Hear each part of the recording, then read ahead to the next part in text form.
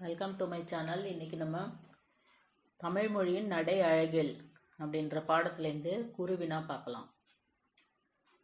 நடை அழகியல் பற்றி தொல்காப்பியம் கூறும் கருத்தை குறிப்பிடுக. நடை பெற்றியலும் கிளவியாக்கம் 26 என்றும் நடை நவின்றொழுகும் செய் 135 என்றும் சில சொற்றொடர்களை தொல்காப்பியம் கையாண்டிருக்கிறது. கவிதையின் இயங்கு ஆற்றல் தான் நடை என்கிறது தொல்காப்பியம். மொழிக்குள் இருக்கும் ஒரு வலிமை மிக்க ஆற்றல் கவிதைக்காக இலக்கியத்துக்காக தன்னை வெளிப்படுத்திக் கொள்வதே நடை எனப்படும்.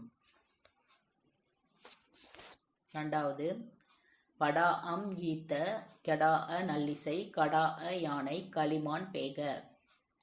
சங்க கவிதையின் அடிகளில் ஓசை நயமிக்க சொற்களையும் அவற்றிற்கான இலக்கண குறிப்புகளையும் எடுத்து எழுதுக.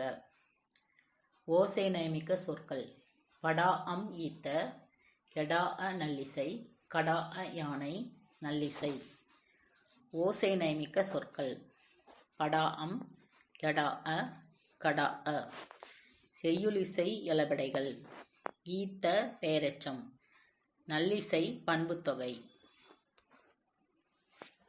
விடியல் வனப்பு 1. சங்க பாடல்களில் ஒலிக்கோலம் குறிப்பிடத்தக்க ஒரு பண்பாகும். விளக்குக. இரு சொற்றொடர்களையும் ஒருங்கிணைத்து தொடரமைக்க. பூத்து குலுங்கும் பூக்களின் மணத்திலும் பறவைகளின் ஒலிகளிலும் விடியலின் வெளிச்சமாக உதிக்கும் கதிரவனின் தோற்றம் வனப்பை எடுத்துரைக்கும்.